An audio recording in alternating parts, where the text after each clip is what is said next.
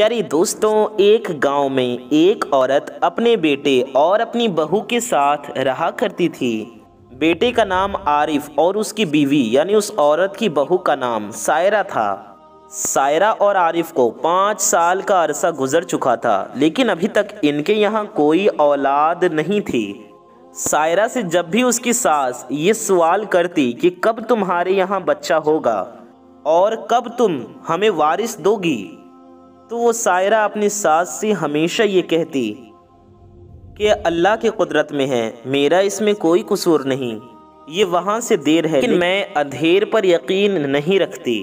عارف کی ماں اب اپنے بیٹے سے یہ کہنے لگی، یہ مطالبہ کرنے لگی کہ تمہاری بیوی تو بانجھ ہے، لہٰذا تم فوراً دوسری شادی کر لو تاکہ تمہاری دوسری بیوی تمہیں وارث دے۔ اس نے اپنے بیٹے سے کہا کہ میری دوست کی، میری سہیلی کی ایک بیٹی ہے جو کم عمر ہے، اس کا نام سدرہ ہے، تم بس فوری طور پر اس سے شادی کر لو، تمہاری جوڑی اس کے ساتھ خوب سجے گی۔ سائرہ کو چاہو طلاق نہ دو، اسے اپنے گھر ہی رکھو، لیکن تم سدرہ سے بھی شادی کر کے اس کو گھر لے آؤ اور اس سے بچے پیدا کرو۔ سائرہ نے یہ سب کچھ سن لیا اور اس نے جب سنا تو رونے لگی۔ عارف نے اپنی بیوی کو سائرہ کو سمجھایا کہ بات سنو، میں یہ شادی اپنی ماں کے حکم پر کر رہا ہوں، میں دل سے اس خاتون کو نہیں چاہتا، لیکن میں اپنے ماں کا حکم بھی نہیں ٹال سکتا۔ تم جانتی ہو کہ تمہارے سے اولاد نہ ہونے پر میری ماں بہت پریشان رہتی ہیں۔ 5 سال کا عرصہ گزر چکا ہے لیکن ہمارے یہاں کوئی بچہ نہیں ہے، تمہارا مقام ایسے ہی رہے گا، بس وہ لڑکی آئے گی، میں اس سے بچے پیدا کروں گا، لیکن میری بیوی تم ہی رہو گی۔ دوستوں، کچھ ہی دنوں میں عارف کی ماں اس کا رشتہ لے کر اپنے سہیلی کے گھر گئی اس کی بیٹی کا ہاتھ مانگنے۔ اس نے اپنے سہیلی سے بتایا کہ تمہاری بیٹی ہمیں وارث دے گی تو اس کی عزت اور مقام سائرہ سے بھی زیادہ ہوگا۔ آخر کار 2 دن میں ہی عارف اور سدرہ کا نکاح ہو گیا، یعنی ان کی شادی ہو گئی، اور اب سدرہ عارف کے گھر آ چکی تھی۔ سائرہ کے لیے یہ انتہائی کٹھن مرحلہ تھا کہ وہ اپنے شوہر کو ایک دوسری عورت کے ساتھ دیکھ رہی تھی۔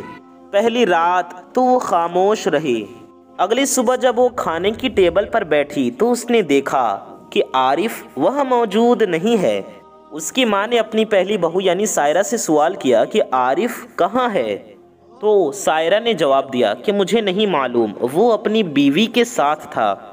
کچھ ہی لمحوں کے بعد عارف آیا اور کہا کہ میری بیوی کو باہر سے ناشتہ کرنا ہے، لہٰذا میں باہر سے اس کے لیے ناشتہ لینے جا رہا ہوں۔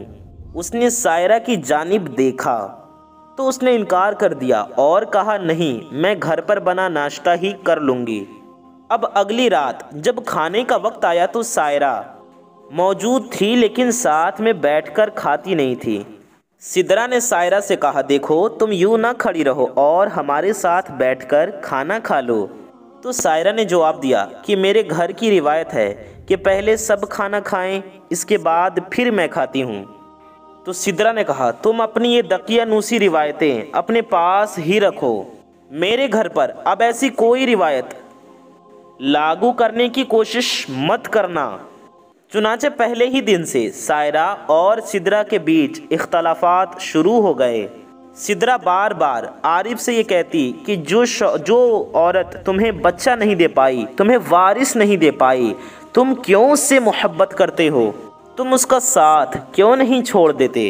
دوستوں، اس کے بعد کس طرح سے سدرہ اور سائرہ کے یہاں اولاد کی پیدائش کا معاملہ ہوا، آئیے اس ویڈیو میں اس پر تفصیل سے بات کریں گے، لہٰذا ضروری ہے کہ ویڈیو کو آخر تک ضرور دیکھیے گا اور اس چینل کو سبسکرائب کر کے بغل میں بیل آئیکن ضرور پریس کر دیں تاکہ آنے والی تمام معلوماتی اور دلچسپ ویڈیوز کی نوٹیفیکیشن آپ تک سب سے پہلے پہنچ آتی رہے اور آپ ان ویڈیوز کو سب سے پہلے دیکھ پائیں۔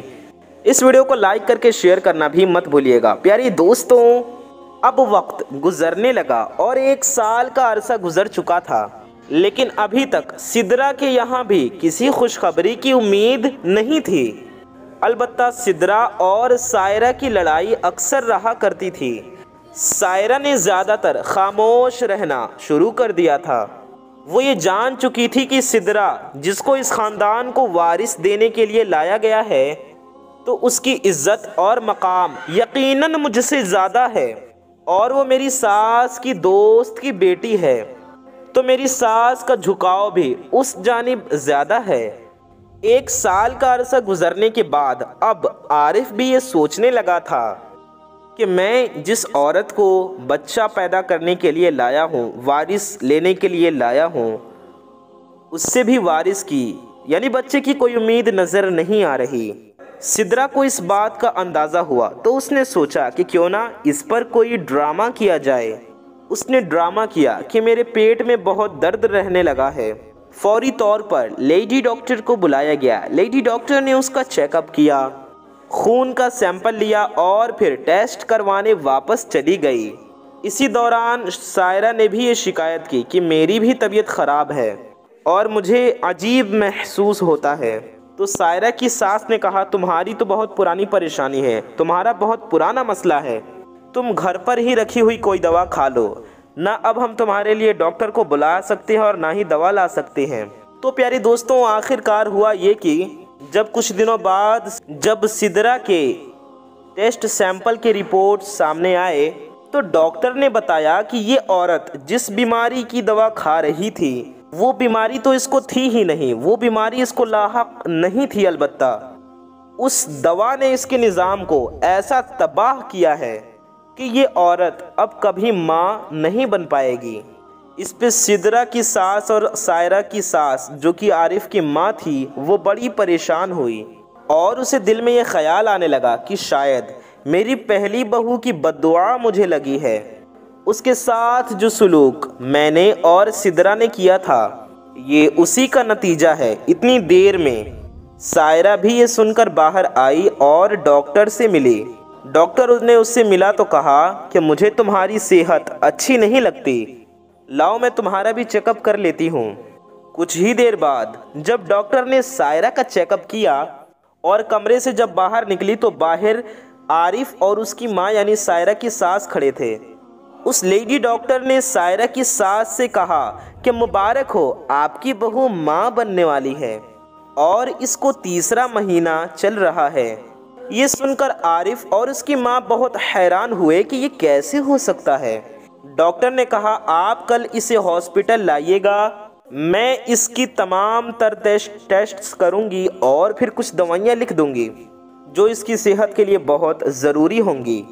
سب سے پہلے عارف کی ماں کمرے میں داخل ہوئی اور اپنے بہو سے معافی مانگی۔